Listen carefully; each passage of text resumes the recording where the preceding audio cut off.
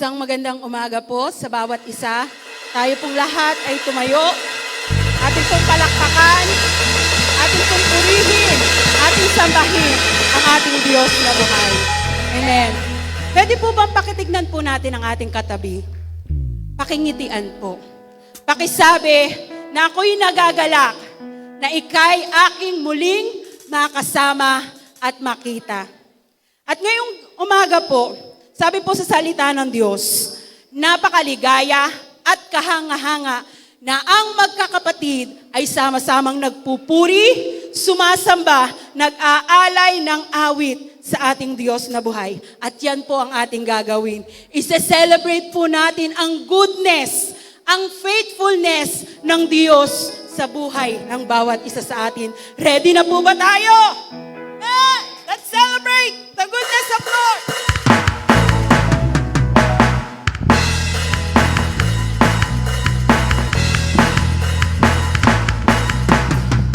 Celebrate, Jesus, celebrate. Woo! Celebrate, Jesus, celebrate. Let's celebrate. Woo! Celebrate, Jesus, celebrate.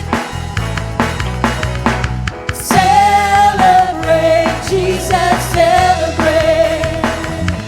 He is risen. He's risen, and He lives forevermore. He is risen. He's risen. Come on and celebrate the resurrection of our Lord. Celebrate, Jesus, celebrate. Celebrate, Jesus, celebrate. He is risen. He is risen. He is risen, and He lives forevermore. He is risen. He is risen. Come on and celebrate. Come on and celebrate. Come on and celebrate the resurrection of our Lord.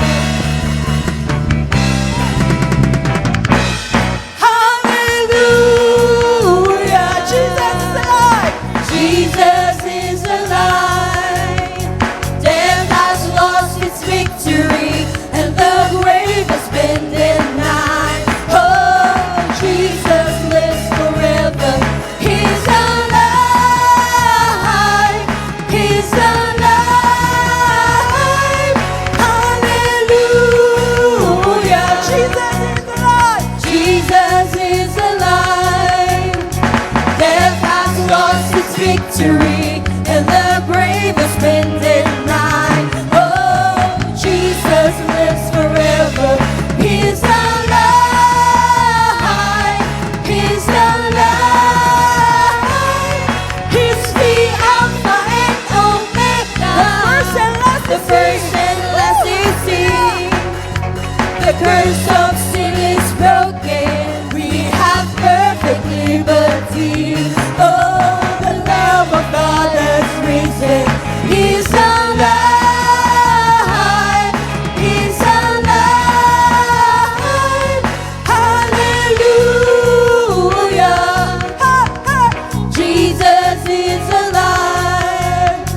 Death has lost its victory, and the grave has been denied. Oh, Jesus lives forever. He's alive. He's alive. He's the Alpha and Omega. The first and last is He. The curse of sin is broken. We have perfect liberty. Oh, the Lamb of God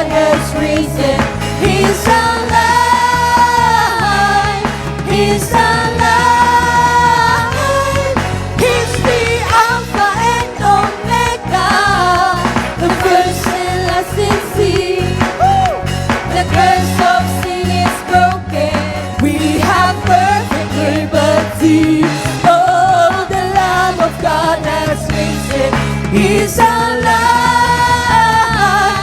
He's alive. Hallelujah. Jesus is alive. Hallelujah. Jesus is alive. Hallelujah. Jesus is alive. Yeah. Hallelujah. You are alive, Lord. Hindi ka na natiling patay. Bagos, ika'y nabuhay namang muli. Magpakailanman. Salamat sa iyo, Panginoon. Purihin ka, O Diyos. Hallelujah. Amen. Gandang umaga po. And hayaan niyo po muna akong basahin ng isang verse from James 1:2-3. Mga kapatid, magalak kayo kapag kayo'y dumaranas ng iba't ibang uri ng pagsubok. Dapat ninyong malaman na nagiging matatag ang inyong pananampalataya sa pamamagitan ng mga pagsubok. Parang napakadali lang po. Di po ba? Pero paano po natin siya maiintindihan? Paano po natin malalaman? Paano maiintindihan na kung hindi mo kilala ang Diyos? Paano natin siya maiintindihan kung hindi natin alam ang pangako ng Diyos? And paano rin natin siya maiintindihan kung wala po tayong relasyon sa Diyos? Ang pag-asa po natin at ang sandalan ay walang iba kundi ang ating tunay na Diyos, buhay na Diyos na kinikilala natin dito sa Tanay Christian Faith Fellowship. Amen po ba? Ngayong umaga po, maaari po ba tayong tumungo at manalangin? At alam po tayo po ay merong iba't ibang dahilan kung bakit tayo nandito, but let me remind you that the reason is not because of us, because of our Lord Jesus who has resurrected para sa ating lahat. Merong Jesus na namatay sa krus para sa iyo, para po sa akin, para po sa ating lahat. Amen. Lord, kami po ay narito lumalapit sa iyo, Panginoong Diyos, aming Ama, nag-iisa at tunay na Diyos. Lord, ngayong umaga kaming mga anak mo sa TCFC ay narito, sama-samang nagpupuri, sama-samang dumadakila, kumikilala sa iyo bilang Diyos na nagmamay-ari ng aming buhay. Lord, salamat sa mga nakalipas na isang linggo na ikaw ay aming nakasama. Isang linggong lakas na nagmula sa iyo. Salamat, Panginoon, sa panibagong araw, panibagong umaga, at sa panibagong pag-asa. Maraming nangyayari, Panginoon, sa aming paligid. May gulo ang mundo, nagkakagulo ang mga tao, nagiging magulo ang aming gobyerno. But we know, Lord, hindi nagkakagulo sa langit. And this is not outside your sovereignty. At ikaw ay ang aming kapayapaan. We have no doubt sa iyo, aming Diyos, because what we have is faith. We will set our eyes on you dahil alam naming mga taga-TCFC, alam naming mga taga-Night Christian Faith Church na ikaw ang aming pag-asa, pag-asa na may halong galak sa aming puso. Kaya Panginoong Diyos, umaging ito kasama ang aking mga kapatid sa pananampalataya, ilalapit po namin sa iyo ang gawaing ito, ang aming tagapagturo. Ikaw ang manguna, maitaas at kadakilaan mo ang mapahayag. At sa aming mga nakikinig, hangad din po namin na alisin mo po ang mga distractions. Let us focus on your word. Let the Holy Spirit guide us and lead us. Ibigay ang aming puso, ang aming tenga, at bigyan ng wisdom na manggagaling sa iyo, na mas maunawaan at makita namin ang pag-ibig mo. Sa aming mga nakikinig ng salita, babaunin po namin ito na may kasamang pagsunod. Turuan mo kami maging obedient sa iyo, O Diyos. Mas lalo mo kaming turuang magbahagi ng iyong salita. Panginoong Diyos, kasama po sa panalangin ito ang paghingi namin sa mga kasalanang aming nagawa. Hinihingi po namin ito ng kapatawaran. Lord, turuan mo po kaming lumapit sa iyo, maging dependent sa iyo, aming Diyos, sa bawat desisyon ng aming buhay. Habang nandito kami sa magulong mundo, ay ikaw ang aming piliin. Lord, lahat ng pong ito ay nilalapit namin sa iyo sa pangalan ni Jesus. Amen.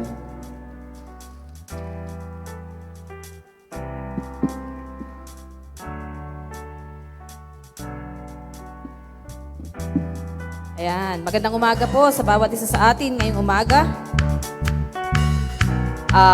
Welcome po. Welcome ang bawat isa. Pwede po ba nating lapitan ang ating mga katabi? At ating pong batiin, magandang umaga kapatid. Congratulations! Tayo po ay nakarating ngayong umaga. Salamat sa biyaya ng Diyos. Tayo ay nakakapagpatuloy. Ayan. Sige po.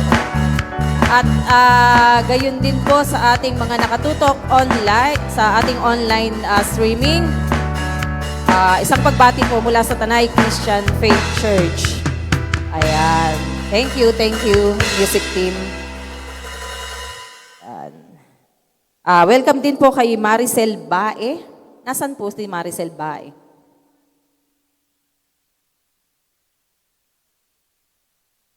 Ano daw?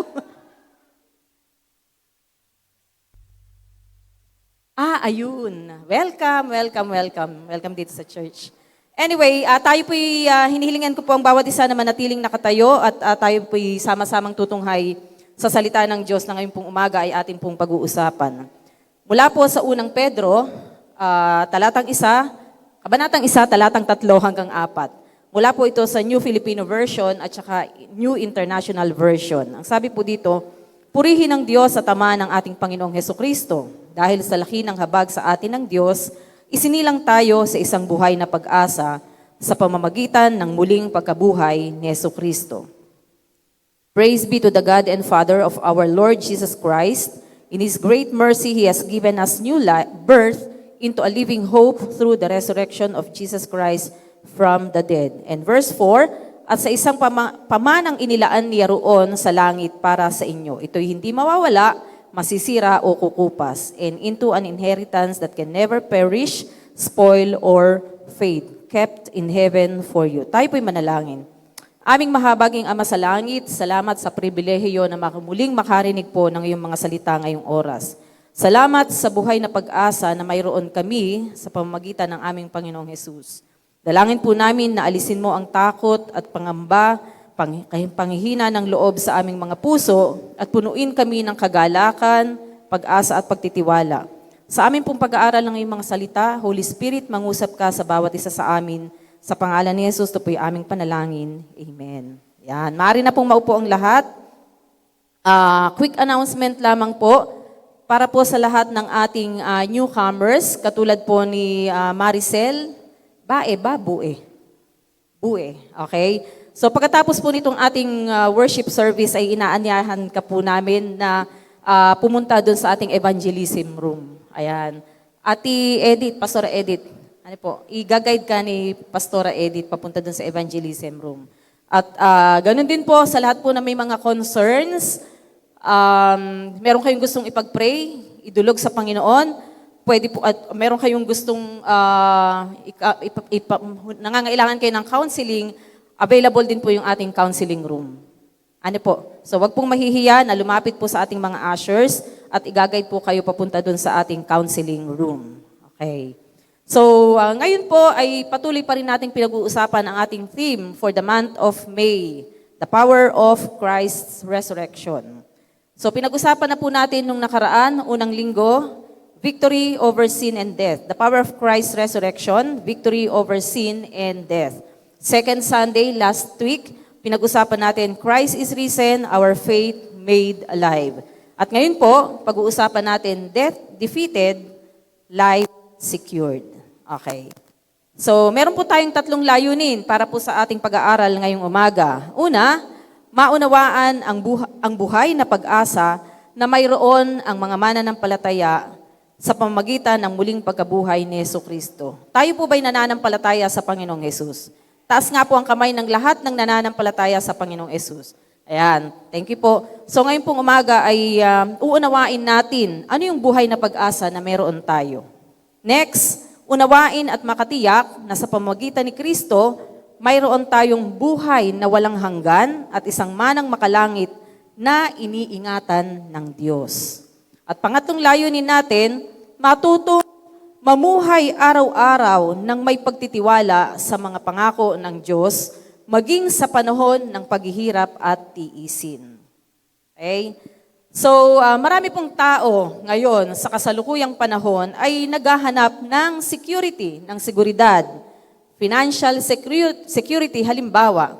So, nag-i-invest sa naghuhulog ng SSS, GSIS, mga retirement insurance, at ano po yun, pwede rin sa stocks. Actually, last Monday, meron pa akong dating estudyante sa Binangonan, nung ako'y nagtuturo pa doon, 2016, maalala, 2006 yata, 26. Anyway, naku, ito aging. Okay, so anyway, nag-chat sa akin last Monday. Sabi, inaalok ako ng insurance. Actually, meron naman na akong insurance. So, ano pa? Job security. So, naghahanap ang maraming tao ng permanent employment. Okay? O kaya ay mas pinipili. Last week, ako po umupo sa selection process ng mga aplikante ng Teacher 1 sa senior high school. Napakaraming aplikante. Kasi bakit? Mas pinipili nila ang government employment kesa sa private employment. Kasi mas matatag ang government employment. Okay? Ano pa po? Family security, access to healthcare. Noong Miyerkules naman, magkakasunod yan. Nag-chat sa akin yung isang parent namin dyan sa Tanay West at tinatanong ako sa HMO kasi namigay na ng medical allowance sa lahat ng kawani ng DepEd. Yun po ay binibigyan na kami taon-taon. Actually, nagsimula siya last year. So, ikukuha namin siya ng HMO. Okay? So, mga nagtatanong, bakit po lahat ng iyan na hinahanap ng mga tao para maging secure ang kanilang kinabukasan? Gusto ba natin na secure ang ating kinabukasan? I think pag tinanong naman ng bawat magulang dito, walang magsasabi na, ayoko maging secure ang aking mga anak. Diba? Kaya nga nagsisikap ang bawat magulang, gusto ay magkaroon ng security o seguridad ang kanyang mga anak. Ngunit, gaano man katiwasay, mukhang matiwasay ang mundong ating ginagalawan, may isang katotohanan po mga kapatid na hindi natin maiiwasan. Ano yon? Lahat ng bagay sa mundong ito ay kumukupas. Nawawala ang kayamanan, nabubulok ang mga ari-arian, humihina ang lakas, at itong mismong buhay na meron tayo, panandalian lamang. Amen po ba yun? Ngunit ang salita ng Diyos ay nagbibigay sa mga mananampalataya ng hindi matitinag na pangako. Ano yon? Ang kamatayan ay natalo sa pamamagitan ni Hesukristo. Kanina inawit natin, Jesus is alive. Bahagi ng panalangin ni Brother Ryan kanina, Jesus is alive. Ano pa po yung pangako ng Diyos? Ang buhay na walang hanggan ay secure. At hinding-hindi mawawala ang ating mana sa langit. So, tingnan po natin kung ano sasabihin sa atin, tuturo sa atin ng Banal na Espiritu ngayong umaga sa ating pong mga salitang binasa. Una, God gave us new birth. Ayon po sa ating binasa, purihin ang Diyos at Ama ng ating Panginoong Hesukristo. Praise be to the God and Father of our Lord Jesus Christ. Ito pong aklat ng unang Pedro ay sinulat ni Pedro sa mga Kristiyano na nagkalat sa buong Asia Minor. Bakit sila nagkalat? Sila po kasi ay nahaharap sa pag-uusig dahil sa kanilang pananampalataya. So, rejected sila during those times. So, actually, ang ilan po sa kanila ay pinanghihinaan na ng loob at natatakot patungkol sa kanilang kinabukasan, sa kanilang future. Kaya si Pedro sumulat sa kanila para palakasin ang kanilang mga loob na manatiling tapat sa gitna ng lahat ng kanilang pinagdadaanan. So sa halip na ituon ang kanilang mga isipan, ang kanilang atensyon sa mga problema na pinagdadaanan nila, ay ituon nila ang kanilang atensyon sa tatlong bagay. Una, pagkabuhay na mag-uli ng Panginoong Hesus. Last 2 weeks ago pa natin pinag-uusapan yon. Ano pa? Ang buhay na pag-asa na meron ang bawat mananampalataya. at ang eternal inheritance na naghihintay sa kanila. So ipinaalala ni Pedro sa kanila na ang kanilang pananampalataya ay hindi nakabatay sa mga bagay sa mundong ito. Hindi nakabase ang pananampalataya sa kung ano ang meron sila. Sa halip, ang kanilang pananampalataya ay nakabatay sa pagkabuhay na mag-uli ng Panginoong Hesus.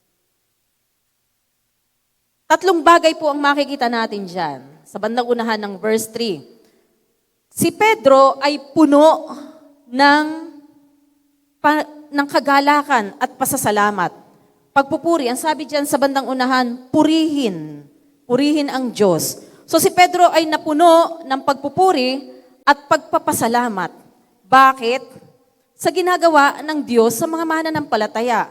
Kaya ang sabi niya, purihin ang Diyos. Pangalawa, ito po'y binibigyang diin ang kaugnayan ng Diyos, ng Diyos sa Panginoong Hesus. Ang sabi diyan, purihin ang Diyos at Ama ng ating Panginoong Hesus. Binibigyang diin kung anong relasyon, anong kaugnayan ng Panginoong Hesus sa Ama. Diyos niya at Ama niya. Pangatlo, diyan po sa bahaging iyan ay ipinakilala o nilinaw kung ano o kung sino ang Panginoong Hesus. Una, ang sabi diyan, Panginoong Hesukristo. Ipinakilala siya bilang Panginoon. Pangalawa, tagapagligtas. Ang ibig sabihin kasi ng Jesus, ito po'y galing sa salitang Yeshua, nang ibig sabihin ay tagapagligtas. Ano pa po? Pinakikilala din dyan ang Panginoong Jesus bilang ipinangakong Mesiyas and the Anointed One, Christ.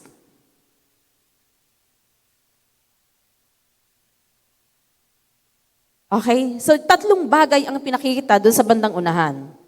At kung papansinin po natin, yung pangalawang bahagi ng verse 3, ang sabi dyan, in His great mercy, He has given us new birth. Dahil sa laki ng habag sa atin ng Diyos, isinilang tayo.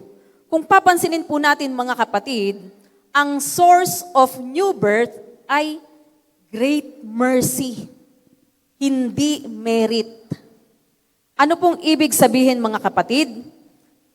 Si Pedro ay nagsimula sa pangungusap na purihin ang Diyos at Ama ng ating Panginoong Hesukristo. Bakit? Tayo kasi spiritually dead. Bunga ng ating mga pagsuway, tayo ay napalayo sa Diyos. Sapagkat kahit kailan hindi pwedeng magsama ang banal at ang hindi banal, ang matuwid at ang hindi matuwid. Iyon ang kalalagayan ng mga Kristiyano nung panahon na yon at maging panahon natin. Ganun ang ating dating kalalagayan. Kaya si Pedro, punong-puno siya ng pagpupuri at pagpapasalamat sa Diyos kasi bakit? Spiritually dead yung mga taong sinulatan niya. And in the same way mga kapatid, at one point in our lives, tayo din po spiritually dead, bunga ng ating mga pagsuway. Ephesians 2:1, Efeso 2:1. Kayo'y mga dating patay dahil sa inyong mga pagsuway at mga kasalanan. As for you, you were dead in your transgressions and sins. Romans 3:23, pagkat lahat ay nagkasala at hindi nakaabot sa kaluwalhatian ng Diyos. Kung ang standard ng Diyos ay ito, walang tao na nakaabot dito. Hanggang dito lang, o baka sa baba pa, baka pinakang baba. Walang matuwid. Kaya ang sabi sa verse 10 ng chapter 3 ng Roma, walang matuwid, wala kahit isa. And therefore, mga kapatid, hindi tayo pwedeng sumama sa Diyos na banal at matuwid. Kasi bakit? Tayo nga ay makasalanan. Bunga ng ating mga pagsuway. At hindi rin tayo pwedeng magmana ng kaharian ng langit. Ganun po at one point ang ating kalalagayan. Pero salamat, binigyan tayo ng Diyos ng isang bagong buhay, isang bagong pagkakakilanlan, at isang bagong relasyon sa Diyos. Ano na ngayon ang pagkakakilanlan natin? Meron na dapat tayong binagong puso. Kahapon, yung pag-aaral, sino po mga umattend ng house churches dito? Pakitaas nga po ang kamay ng lahat na may house church na ina-attendan. Ayan. Ushers, sana po natatanaw natin yung mga wala. Hands down, salamat po. Ine-encourage po namin kayo na kung wala kayong ina-attendan na house church, ay pwede po kayo makipag-ugnayan sa mga ushers kung saan po yung pinakamalapit na lugar na pwede kayong umattend. So kahapon, sa pag-aaral po namin, ito po iyahatid sa Webes, sa mga house churches. Yung Romans 12, Love in Action ang title. Panay tayo pagsasalita na ako'y anak ng Diyos, mahal ko ang Panginoon. Ang tanong, pinatutunayan ba ng gawa natin? Nakikita ba sa gawa natin? Nabago na ba yung puso natin? Sabi ko nga po kahapon, ako'y na-starstruck dun sa isang bahagi na yung pag-aaral kahapon, makitungo dun sa mga tao, mga mabababang tao, low in profile, low profile na mga tao. Sa mundo kasing ating ginagalawan, kapag ikaw ay isang professional, hindi nakikipag-ugnayan sa mga tao, sa mga janitor, o yung bang mabababang klase ng mga tao. Yun po ang mundong ating ginagalawan. Whether we admit it or not, yun talaga. May discrimination. Yun nga lang medyo hindi mo kakulay. Sorry po. Ayaw mong pakitunguhan. Pag hindi mo ka-level, ayaw mong pakitunguhan. Pero mga kapatid, sabi natin kanina, nagtaas ng kamay, sinong nananampalataya sa Panginoong Hesus? Wala akong nakita. O baka may na-overlook lang ako, pero lahat ay nagtaas ng kamay at sinasabi na ako ay nananampalataya sa Panginoong Hesus. Ang tanong, meron ba tayong binagong puso? Nabago na ba yung ating puso? Na kahit inaaway ka ng kapitbahay mo, sa halip na awayin mo, at batuhin mo ng bato yung kanyang bubong, ay ipinapanalangin mo. Ako, kami po may experience na ganyan sa Sambales. Matutulog na, pinatayan na kami ng ilaw, ay may mga kabataan. Ito po may tawag dito, may invited sila na hindi Kristiyano. Yun po yung naunawaan naman namin. Habang ako po yung nakahiga, Lord, ayoko pong magsalita ng hindi maganda. Yung palang si Maymay, nakatabi ko ang bed, nanginginig na ang laman, ako po'y naninikip ang dibdib. Naninikip ang dibdib ko hindi sa galit, kundi sa pagpipigil na huwag magsalita ng hindi maganda. Si Maymay, nanginginig ang laman sa galit, gusto nang pumatol. Pero ang sabi niya, Lord, ayoko pong pumatol, ayoko pong magsalita ng hindi maganda. So kami pong dalawa, imbis na kami ang maghalit, lumabas kaming dalawa, niyaya ko, Ate Grace, halika, punta tayo sa security, i-report natin. Bahala ng security. So, ang security na po ang gumawa ng paraan at kami ay binantayan hanggang kinabukasan, hanggang dumating ang liwanag ng panibagong araw. Dati, kung ako lang yun, mayroon akong dalang water jug Kung dati ko lang ugali yun, babato ko yung water jug papunta doon sa lugar na yun. Pero salamat na lang may Holy Spirit na nag-iingat sa atin at nagtuturo sa atin, nagpipigil sa atin para masunod natin ang kalooban ng Diyos. Kasi bakit? Dapat malinaw sa atin mga kapatid, hindi na tayo alipin ng kasalanan. Dapat malinaw po sa atin yun. Hindi na tayo alipin ng kasalanan. Kasi yung kasalanan na magdadala sa atin sa impyerno, pinagbayaran na ng Panginoong Hesus. Bayad na yun. Paid in full. Ay sana po tandaan natin lagi yan, mga kapatid. Isaksak natin sa ating mga isip, sa ating isip at sa ating puso. Ano pa po ang pagkakakilanlan sa atin ngayon? Hindi na tayo alipin ng kasalanan at at tayo ay bago ng nilalang. Anong ibig sabihin ng bago ng nilalang? Hindi po yun nangangahulugan na physical, na nabago ka na. Sa loob mo ay may nagbago na. Yung dating kaaway ka, taliwas ka ng prinsipyo ng Diyos, ngayon kaisa ka na ng prinsipyo ng Diyos. Yun po yung bagong nilalang. At ano bang pagkakakilanlan sa atin? Meron na tayong inaasahang buhay na walang hanggan. At itong new birth na sinasabi ni Pedro, ito po'y hindi bunga ng ating pagsusumikap. Nakalagay doon, in His great mercy, He has given us new birth. Sa yaman ng kanyang habag, binigyan niya tayo ng bagong buhay. Hindi po ito sa pamamagitan ng ating pagsisikap, ito po'y regalo ng Diyos. Bakit? Sa sobrang laki ng kanyang habag sa bawat isa sa atin. Imagine niyo po ang isang tao na matagal na nakabilanggo. Isang araw, yung pintuan ng bilangguan ay binuksan para sa kanya. Siya'y lumaya. At binigyan ng panibagong pagkakataon na makapamuhay ng bagong buhay. Mga kapatid, yan po ang eksaktong ginawa ng Panginoong Hesus sa bawat isa sa atin.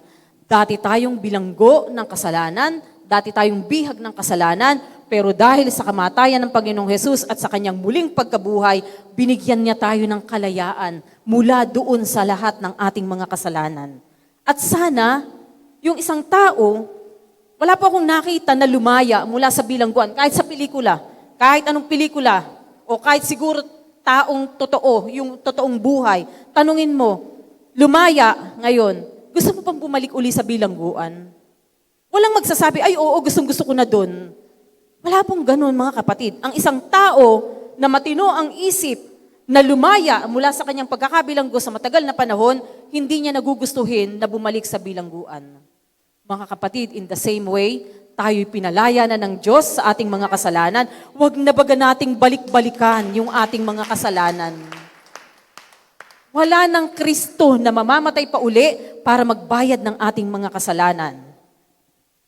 Kasi bakit? Nung siya'y mamatay, ang sabi ng Panginoong Hesus, it is finished. Tapos na. Wala ng Hesus na mamamatay pa muli para muling pagbayaran ang lahat ng ating mga kasalanan. Ganun ang eksaktong ginawa ng Panginoong Hesus. Binuksan ang pintuan ng bilangguan upang ikaw at ako ay palayain sa pagkakabilanggo sa ating mga kasalanan. Para saan? Ang sabi diyan, sa isang buhay na pag-asa, into a living hope. Karamihan po ng pag-asa sa mundo dito, sa ating ginagalawan, mga wishful thinking lang. Hindi tiyak. Sana makapasa ako sa board exam. Sana maging okay ang lahat. Sana wag umulan mamaya. Sana wag mainit mamaya. Tiyak ba yun? Nakakatiyak ka ba na hindi uulan mamaya? Nakakatiyak ka ba na napapasa ka sa board exam? Sana gumaling na siya. Nakakatiyak ka ba? Walang katiyakan, mga kapatid. Pero ang pag-asa natin sa Panginoong Hesus ay tiyak at maaasahan. Kung ang pag-asa dito sa mundong ito ay uncertain, sa Panginoong Hesus, ang pag-asa natin, hindi ito wishful thinking, mga kapatid. It is a confident expectation. You can expect greater things from our God. And with assurance, natuto pa rin ng Diyos ang lahat ng kanyang mga pangako. Kasi bakit? It is rooted in His faithfulness. Actually, alam niyo po ba, mga kapatid, yung mga pinagdaanan natin sa nakaraan, yun po'y hindi sa walang kabuluhan. Nagkasakit ka nung araw, ako, halimbawa, nagkasakit ako nung araw, yun ba'y nangangahulugan na basura? Hindi yun nangangahulugan na basura. Yung lahat ng pinagdaanan ko sa buhay, yung mga nagdaang panahon sa buhay ko, hindi po yun basura, mga kapatid. Kasi bakit? Yung lahat ng pinagdaanan ko na yun, track record yun ng pagiging tapat ng Diyos sa akin. At kung bakit ako nandito ngayon sa inyong harapan, ay ito ay bunga ng katapatan ng Diyos sa akin. kung ako'y sakaling dadaan uli sa ganung pagkakataon ng buhay ko, babalikan ko yung ginawa ng Diyos. Bakit? Alam ko, Panginoon, naging tapat ka sa akin nung panahon na yon. Ngayon, sa ganitong sitwasyon uli ng buhay ko, alam kong ako ay aabutin mo kasi ikaw ay Diyos na hindi nagbabago noon, ngayon, at sa darating na panahon. Track record yun ng Diyos sa atin. Why living hope? Paano po natin nasasabi na meron nga tayong living hope? Why living? Kasi it is connected to the living Jesus Christ. Kung ang Panginoong Yesus ay namatay at hindi nabuhay, walang pananampalataya, walang kaligtasan, walang buhay na walang hanggan, mga kapatid, at walang kabayaran sa ating mga kasalanan. Pero dahil nabuhay na muli ang Panginoong Yesus, we can rest assured na ang Diyos ay hindi tayo iiwan at hindi tayo pababayaan. Ito po'y base sa resurrection, sa muling pagkabuhay ng ating Panginoong Hesus. At yung muling pagkabuhay ng ating Panginoong Hesus, yung empty tomb o yung walang laman na libingan, ay ito po'y nagpapatunay na death is not the end and death could not hold our Lord Jesus Christ. Di ba kinakanta natin, death could not hold you. Ano nga yun?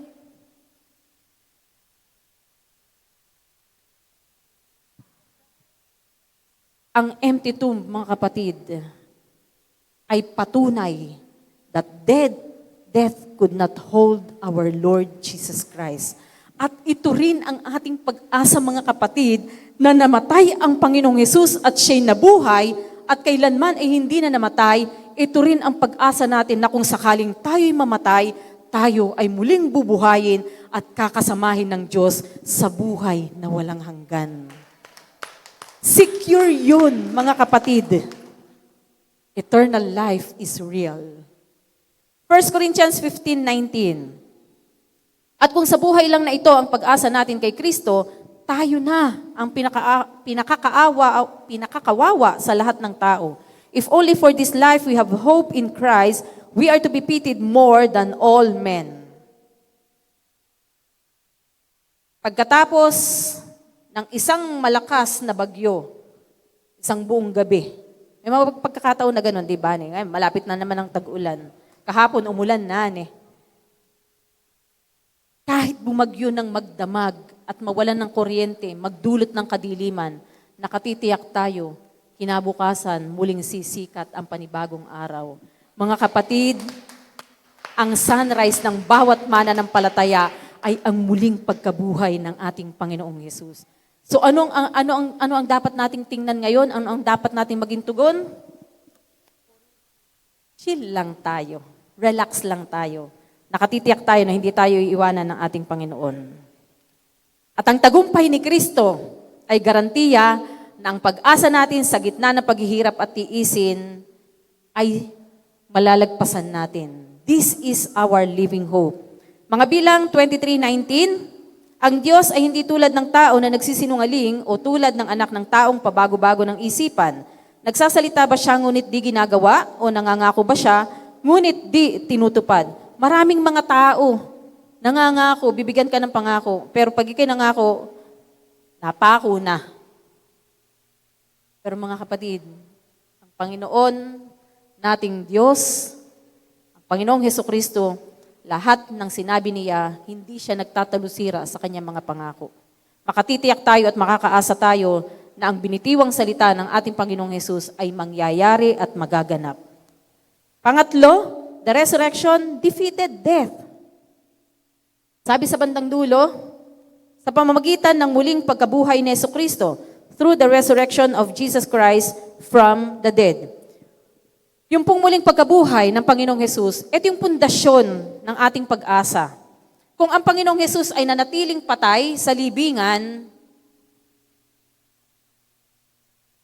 walang kaligtasan. Walang buhay na walang hanggan. Wala tayong inaasahan. At wala tayong living hope. Pero salamat mga kapatid, nabuhay ang Panginoong Hesus and we can rest assured na tayo ay may living hope na inaasahan in the future. And because He lives, I can face tomorrow. All fear is gone. Because I know, He holds the future, mga kapatid. Kahit sa mundong ginagalawan natin, na gewang-gewang, hindi ka nakakasigurado. Sa Panginoon, makakasigurado tayo because He lives. And our eternal life is secured in Him. Ito ay bunga ng muling pagkabuhay ng ating Panginoong Yesus. The empty tomb changed everything. It is the proof that death could not hold Jesus. At dahil dyan, ang sabi sa verse 4, our inheritance is secure. At sa isang pamanang inilaan niya roon sa langit para sa inyo, ito'y hindi mawawala, masisira o kukupas. During ancient world, pag po sinabing pamana, ito po ay nangangahulugan ng lupain.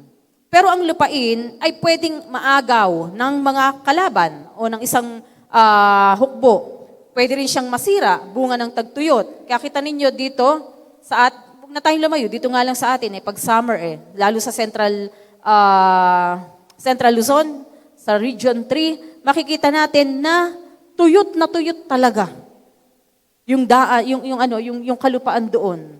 So yung lupa ay pwedeng maagaw ng isang hukbo. Kasi ancient world nga, pag sinabing pamana, ito po yung nangangahulugan ng lupa, ng lupain. So itong lupain na ito ay pwedeng agawin ng isang hukbo. Pwede ring masira o kaya naman mawala ang fertility.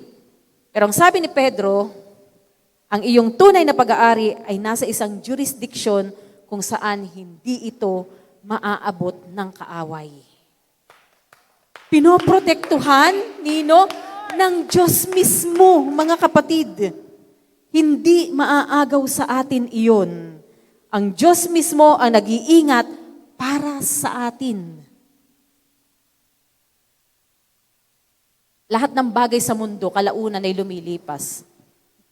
Nawawalan ng halaga ang pera. Ako po'y may koleksyon ng mga lumang pera. Bumibili pa ako. Yung mga kaluma-luma ang pera. Japanese, even panahon ng Hapon, meron po akong koleksyon ng mga bills na pera. Ayan. Nakita ninyo, 5 centavos, 20 centavos. Panahon, Japanese government, Commonwealth government, ito, Republika ng Pilipinas na to. Marami pa yan. So ilan lamang po yan sa aking koleksyon ng mga bills na pera. Actually, pati ibang bansa, nangungulekta din ako ng... Anyway, mga luma naman na. Ayan.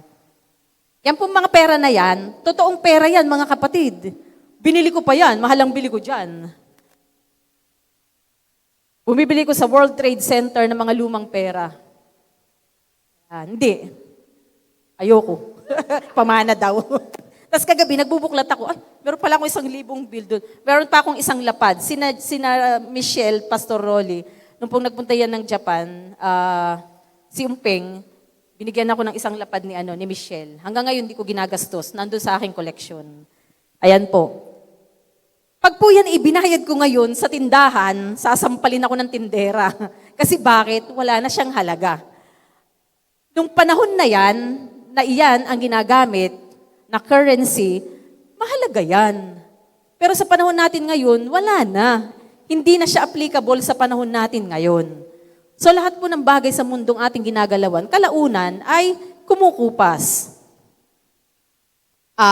Maging ang mga ari-arian.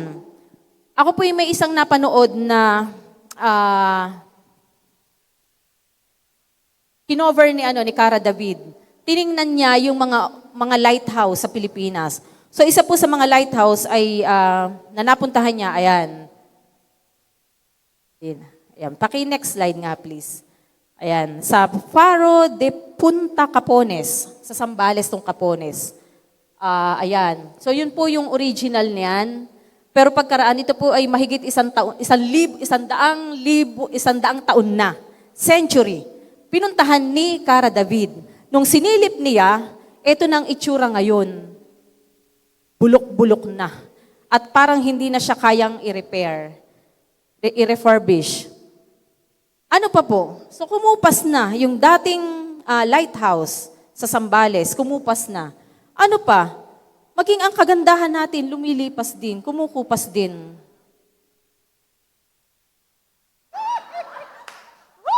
Kumukupas din, ano eh.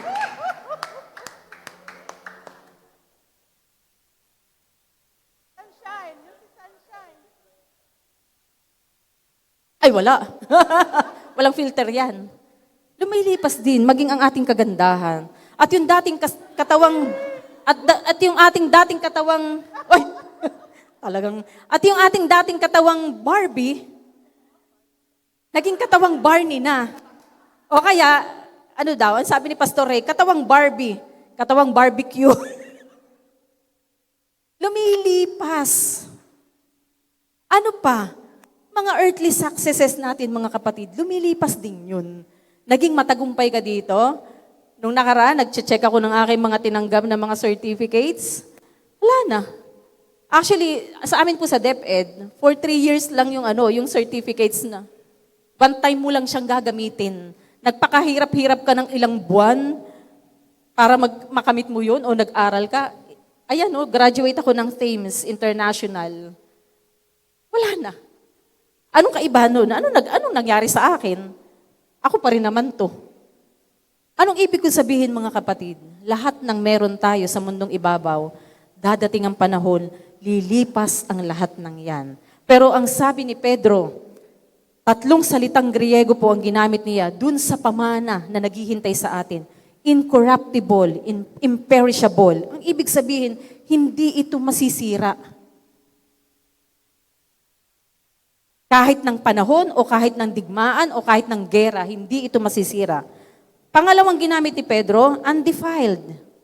Never spoil. Hindi ito mababahiran ng kasalanan o ng kasamaan. At yung pangatlo na ginamit ni Pedro, unfading. It will never fade. Hindi mawawala ang pagiging bago nito o yung kanyang kinang. Mga kapatid, yung pamana na naghihintay sa atin, yun po ang ating, yun ang description ni Pedro. Hindi mawawala, hindi malalaos, hindi ito mananakaw. At kahit kailan ay hindi ito masisira. At ang dagdag pa ni Pedro, inheritance is kept in heaven for you.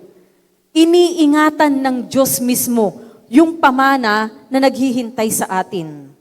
Tayong mga tao, yung ating mga pera, yung ating mga mahalagang bagay sa atin, tinatago natin yun sa vault.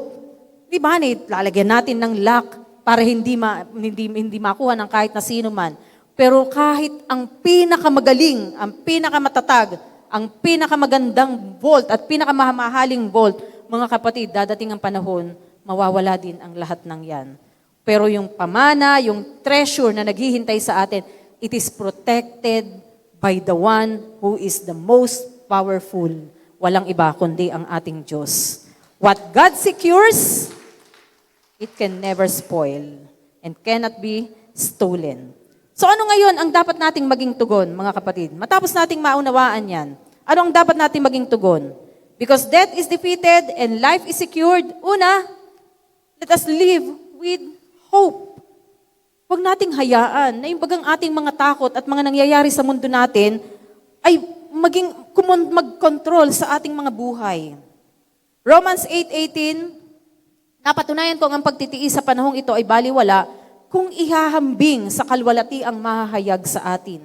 Panandalian lang ang lahat ng pinagdadaanan natin dito sa mundo. Huwag baga tayong maabala ng mga bagay na yon. Pangalawa, stay faithful during trials. Bakit? Pansamantala lamang ang lahat ng mga sufferings at kahit kailan hindi niya maaapektuhan ang pamana na naghihintay sa atin. 2 Corinthians 4:17-18, ang magagaan at panandaliang kapighati ang dinaranas namin ngayon ay magbubunga ng kaligayahang walang hanggan at walang katulad. Verse 18, kaya itinuon namin, sina Pablo po ito, kaya itinuon namin ang aming paningin sa mga bagay na di nakikita. Ano yung mga bagay na di nakikita? Ito yung mga eternal.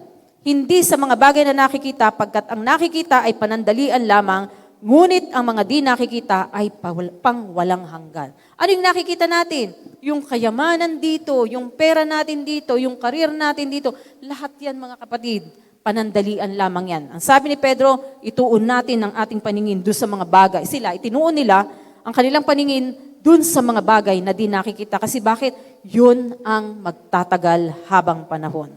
Santiago, chapter 1, verse 12, mapalad ang mga taong nananatiling matatag sa gitna ng mga pagsubok, pagkat kung siya'y magtagumpay, tatanggap siya ng putong ng buhay na ipinangako ng Diyos sa mga taong umiibig sa Kanya. Ano pa po? Paano tayo tutugon? Focus on eternal things. Mag-invest tayo sa buhay natin, hindi sa mundong ito, kundi sa buhay natin after this life on earth. That will last forever. Mateo 6:19-21, huwag kayong magtipon ng kayamanan dito sa lupa, pagkat dito'y may tanga at kalawang na naninira at maraming magnanakaw. Sa halip, magtipon kayo ng kayamanan sa langit. Doon ay walang tanga at kalawang na naninira at wala ring magnanakaw. Wala kang dapat pangambahan, ay baka nakawin to sa akin. Wala magnanakaw na makakarating sa piling ng Diyos. And 21, kasi bakit? Kung saan naroon ang iyong kayamanan, naroon din ang iyong puso.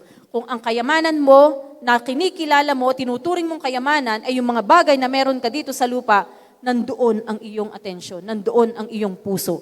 Pero kung ang tinuturing natin na kayamanan, ay ang langit,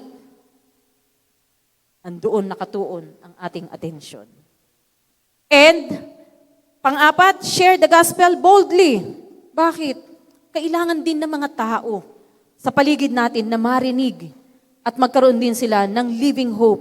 Katulad ng tayo baga ay umaasa dun sa buhay na pag-asa na yon sa ating Panginoong Hesukristo. Matthew 28:19-20, dahil dito humayo kayo at gawin ninyong alagad ang lahat ng bansa. Bautismuhan ninyo sila sa pangalan ng Ama, ng Anak, at ng Espiritu Santo. And 20, turuan ninyo silang sumunod sa lahat ng iniuutos ko sa inyo. Mga kapatid, ang pinakamahalagang tanong na dapat nating itanong ngayon ay hindi po, secure ba ang kinabukasan ko dito sa mundo? Dahil marami nga naghahanap ng security sa mundo, baka sakaling natatanong din natin ang sarili natin, secure ba ang aking kinabukasan dito? Ang mas malaking tanong na dapat nating tanungin sa ating mga sarili, ang akin bang eternity ay secure kay Jesus? Si Jesus lamang ang makakapagbigay ng buhay na pag-asa at walang hanggang katiwasayan. Ang isang barko, kahit siya ay nasa gitna ng dagat at may malakas na unos, kapag ka po yung anchor o yung angkla, ako isinama ng minsan dyan sa Wawa, Laguna, ano yung tawag doon? Sa dulo ng Wawa, sa dagat. Sinama po ako ng isa naming kapitbahay, pabangka. Eh, hindi naman ako marunong lumangoy, ako'y natatakot.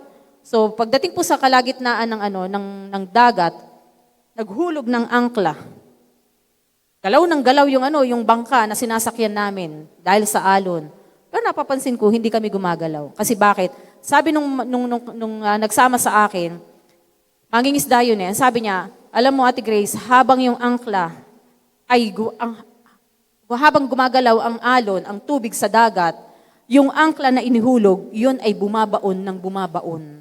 Kaya yung bangka ay hindi umaalis kung saan siya naroroon. Mga kapatid, ganun din po ang barko. Kaya po, kung mapapansin ninyo, ang mga barko sa paligid niya ay merong mga anchor. Sa gitna ng dilubyo, ibababa yung mga anchor na yon, at yun ang magsisilbing tulos sa ilalim upang hindi magalaw ang barko at hindi siya matinag. Mga kapatid, ganun din po tayo. Maaaring dumadaan tayo sa iba't ibang sitwasyon ng buhay, pero meron tayong angkla, ang pag-asa natin sa ating Panginoong Hesus. Tayo ay mananatiling ligtas sa ating Panginoong Hesus. Tayo pong lahat ay tumayo.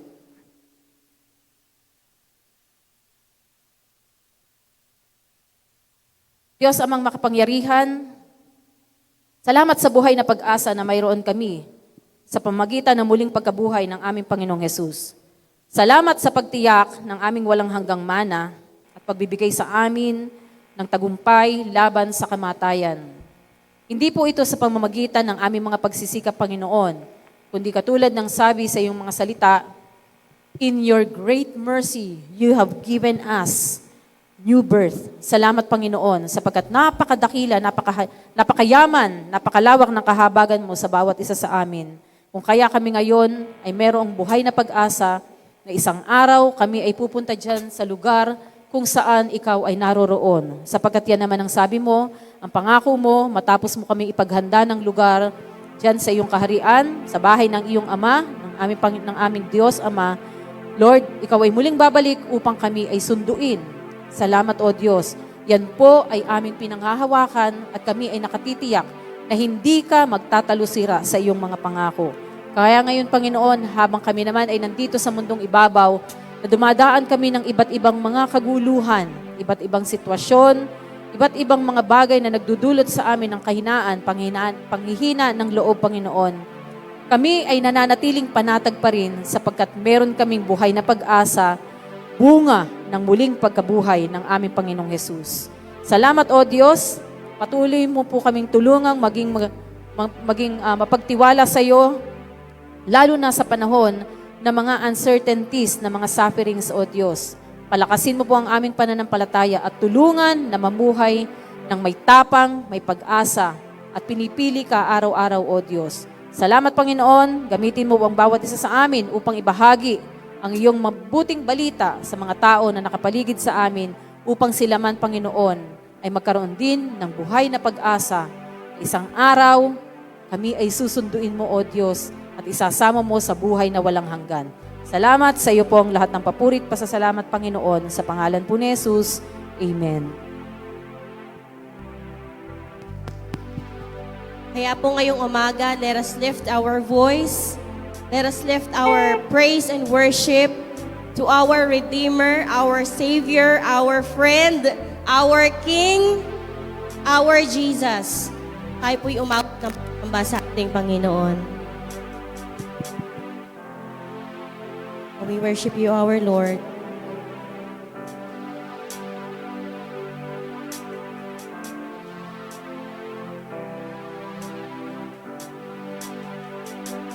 Hallelujah.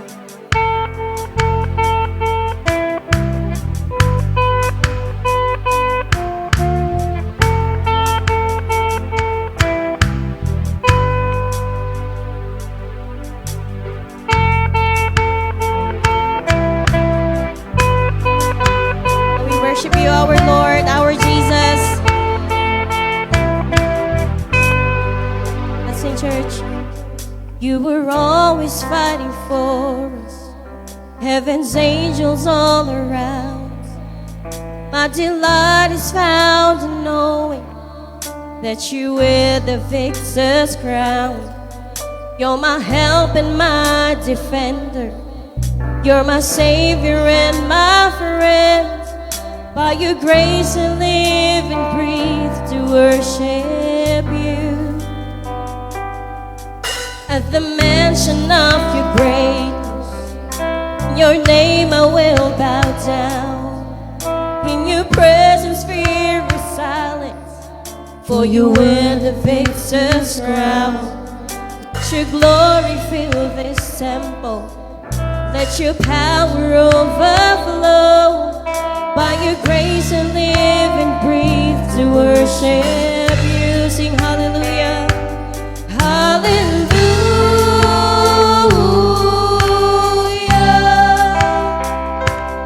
You have overcome.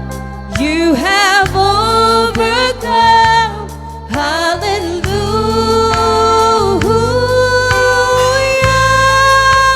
Jesus, you have overcome the world.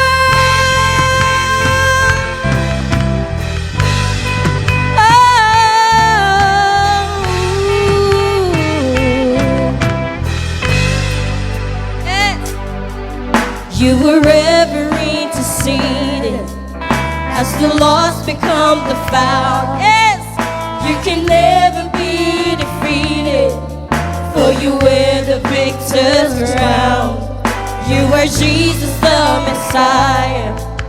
You're the hope of all the world. By your grace I live and breathe to worship you. Sing hallelujah, hallelujah.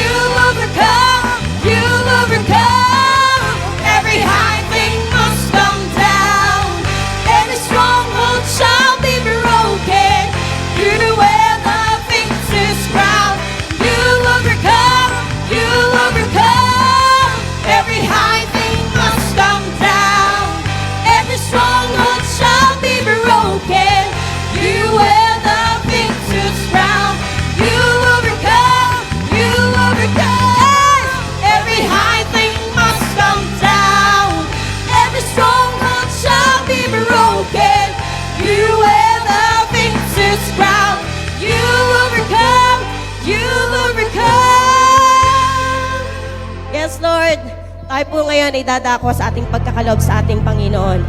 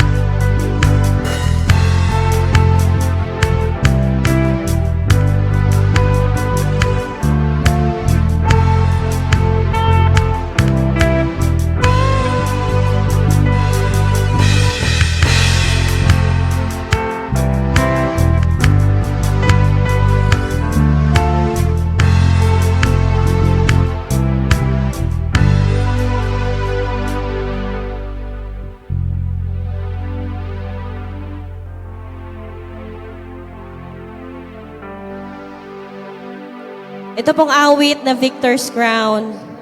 Mga kapatid, it is all about the beauty of the finished work of Christ. Bago po mamatay ang ating Panginoong Jesus, He's wearing the crown of thorns. At nang mamatay ang ating Panginoong Jesus, the enemy thought that they succeed. The enemy thought that it is the end. But remember, mga kapatid, there is no resurrection without death. And on the third day, nang muling mabuhay ang ating Panginoong Jesus, He is no longer wearing the crown of thorns because He is now wearing the crown of victory. Yes! And in His name, every knee will bow and every tongue will confess that He is Lord. And that name is Jesus Christ. At siya po ang ating sinasamba sa lugar na ito. Yes! Kaya po, we have the reason to worship. We have the reason to celebrate. Hallelujah, Lord. At the cross, the work was finished. You were buried in the ground, but the grave could not contain you, for you wear the victor's crown. Yes! Thank you, Jesus! Thank you, Lord! We worship you today, Lord! Hallelujah! Lift up your voice! Sing hallelujah! Yes! Hallelujah!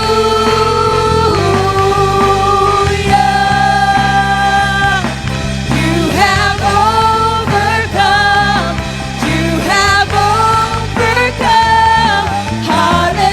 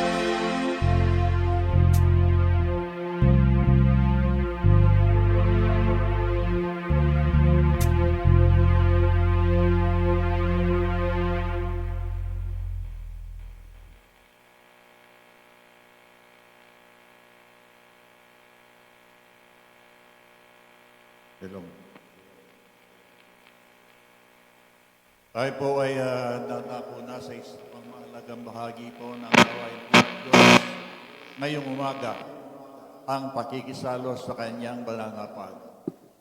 Dakilang Diyos sa amin namang nasa langit, maraming salamat po sa biyayang ito na yung pinagkaloob sa amin ng ikaw ay aming makasalo sa iyong banal na pag. Lain ko po, Panginoon, na kapoy patawarin sa aking mga kasalanan. Linisin mo ko sa aking karamihan upang maging karapat-dapat sa gawain ito ng pakikisalo sa iyong banal pag. Sa pangalan po ng aming Panginoong Yesus. Sa unang sulat ni Apostle Pablo sa mga taga-Korinto at pati na rin sa Tanay Christian Faith Church ay ganito ang sinasabi. Tinanggap ko ang aral sa Panginoon na siya namang binabahagi sa inyo. Ang Panginoong Yesus nung gabing bago'y pagkanulo ay dumampot ng tinapay. Matapos magpasalamat ay pinirapiraso yun at sinabi, ito ang katawan ay binibigay sa inyo. Gawin niyo ito bilang pag-alala sa akin. Sabay-sabay po natin kayo nito.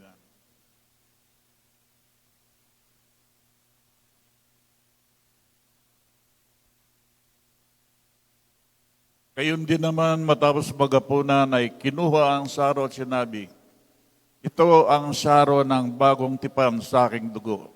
Gawin niyo ito tuwing kayo iinom bilang pag-alala sa akin. Sapagkat sa tuwing kayo ikakain ng tinapay na ito, iinom sa sarong ito, ay inyong pinahayag ang kamatayan ng Panginoong Yesus hanggang sa kanyang pagbabalik. Sa pangalan po ng aming Panginoong Yesus. Amen.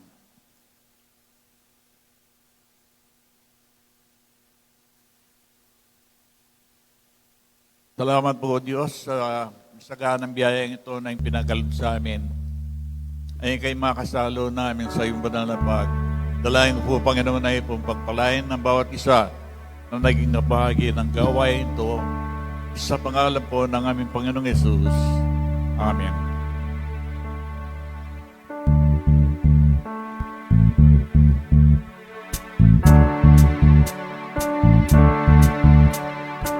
Ang lahat po ng tumanggap ng buhay na pag-asa mula sa Panginoon ay sumigaw ng malakas na amen! Mga kapatid, maaaring ang ilan po sa atin ay may pinagdadaanan, pero ang sabi ng Panginoon, fear not, for I am with you. His death defeated, His resurrection defeated death. Kaya ngayong umaga, patuloy tayo magpupuri. Hallelujah! Our God is alive! Let's go!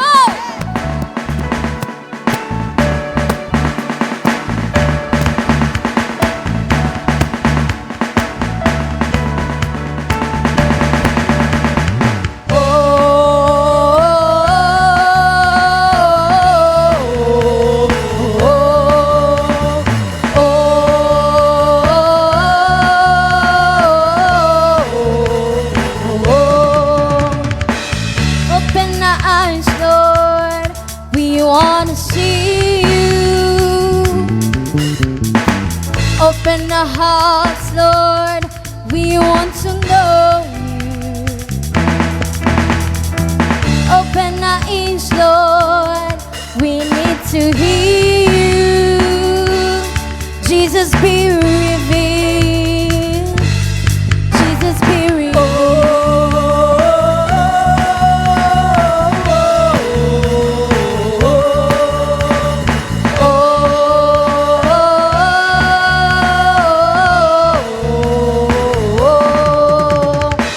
Open the eyes, Lord, we want to see you. Come on, church.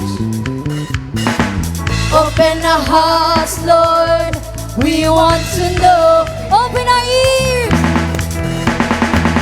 Open our ears, Lord, we need to hear you. Jesus, be revealed. Jesus, be revealed. God is here, God is here, God is here, He is faithful. We draw near to see Jesus face to face. God is here, God is here, God is here, He is able. We draw near to see Jesus. Oh, Jesus, be real.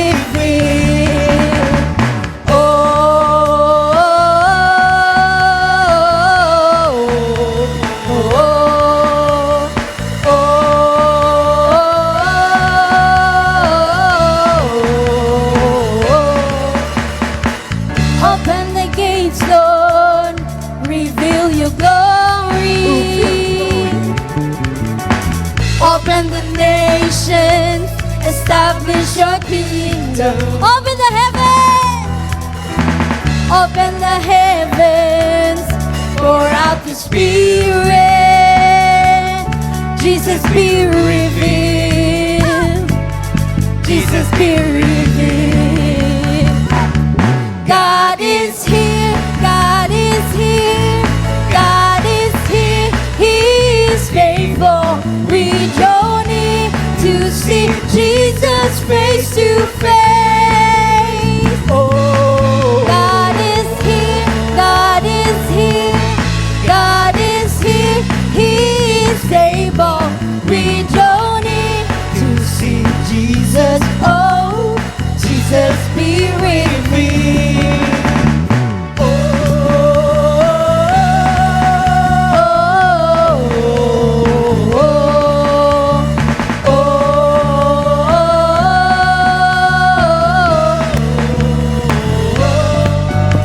Come on, church, let's sing holy because Jesus is holy. Hallelujah!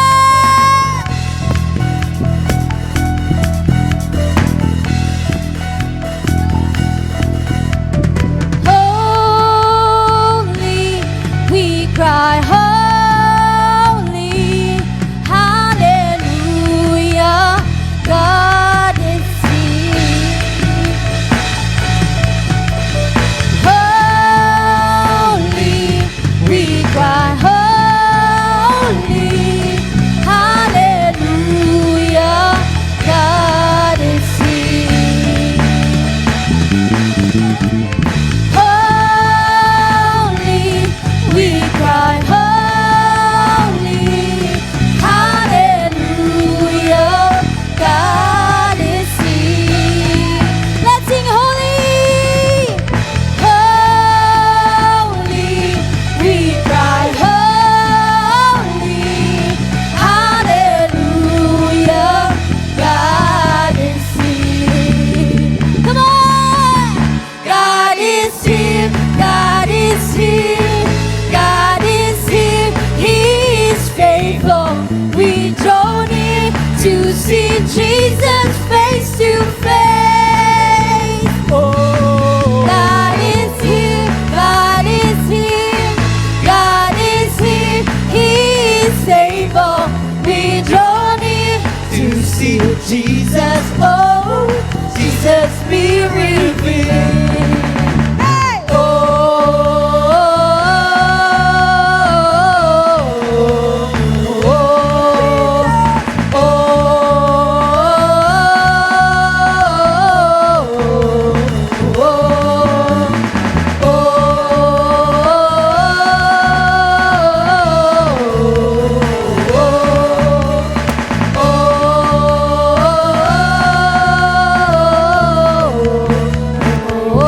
Hallelujah!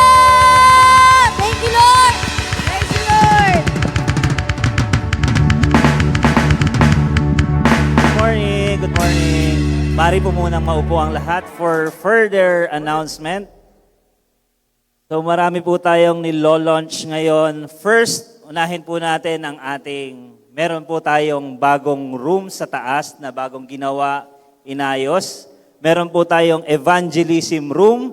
Dito po, para po sa mga first time na umattend ngayon, ini-invite po namin kayo sa taas.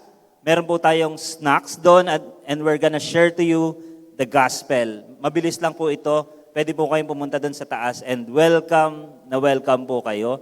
And then, pangalawa, meron na po tayong prayer and counseling room. Kung meron po kayong prayer request, at gusto nyo po magpa-counsel sa inyong buhay, meron din po tayong room sa taas. Welcome din po kayo. Makipag-ugnayan lamang po kayo sa ushers at sa mga house church leader nyo. Pwede rin po sa amin nila Pastor Ray, sa akin at kay Pastora Grace, kung gusto nyo pong magpa-counsel at meron po tayo dyan sa taas. At ngayon na ang ating kauna-unahang singles fellowship. Palakpakan natin ang Panginoon. Age 22, binago natin to, 22 to 42. Mamaya na to. Meron ba ditong from age 22 to 42 na singles pa, not yet married? Pwede bang magtaas ang kamay? Yan, not yet married, 22 to 42. Don't be shy po. Mamaya po, alas 6, nandito po tayo, meron po tayong fellowship. Kung meron kayong mga anak, pamangkin, papuntahin niyo po dito sa ating first singles fellowship. Okay, ngayon, meron din po tayong young married couples. Before that, I just want to call po yung ating leaders ng young married couples for the announcement. Si Rick Val and Ate Maylene po.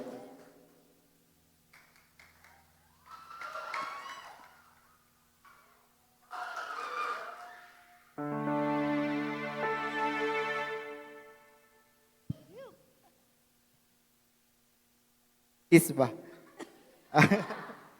Okay, good morning TCFC family. Next week po, we are excited to launch out our young married couple in Christ Fellowship. The Heart, of Marriage.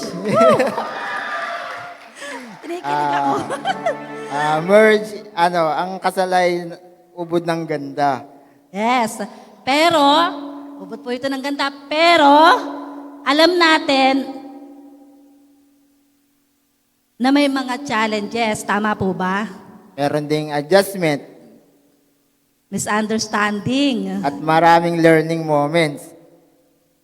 Kaya ang fellowship na ito ay para mas lalo tayong lumago together through the God's words. Tapos, ang first topic is, Marriage Defined. gaganapin po siya sa May 24, 2026, 6 p.m. Ngayon, if you are young married couple, age 18 to 42, We'd like to invite you po, kayong lahat. and feel free to invite others couple too. Let's continue to building marriage center on Christ. Thank you po and God bless po sa ating lahat. Ako kinikilig.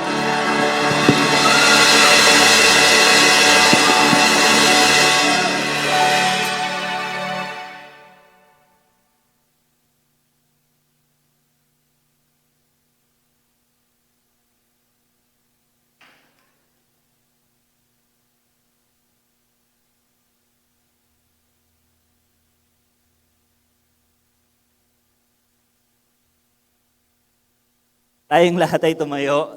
Sige, tayo pa lahat ay tumayo. At palakpakan natin ang Panginoon. Let's praise the Lord. Let's praise the Lord. Let's praise the Lord. Come on. Maraming salamat, Panginoon. Thank you so much for this church. Thank you dahil itong church na ito ay sinasamahan mo kami. Salamat, Panginoon, dahil marami kang ginagawa. We are doing it not to glorify TCFC, but to glorify God and make disciples. Kaya Lord, maraming salamat ngayong umagang ito. Salamat sa mensahe that our life is secure dahil sa natapos mong trabaho. Kaya Lord, maraming salamat sa living hope na ibinigay mo sa amin. Thank you, Jesus. At sa kaloob at handog na ito, pagpalain mo po at ibalik sa mga tao nagkaloob sa iyo. Maraming salamat. The Lord will bless you and keep you. The Lord will shine upon you and give you peace. In Jesus' name we pray. Amen and amen. Purihin natin ang Diyos.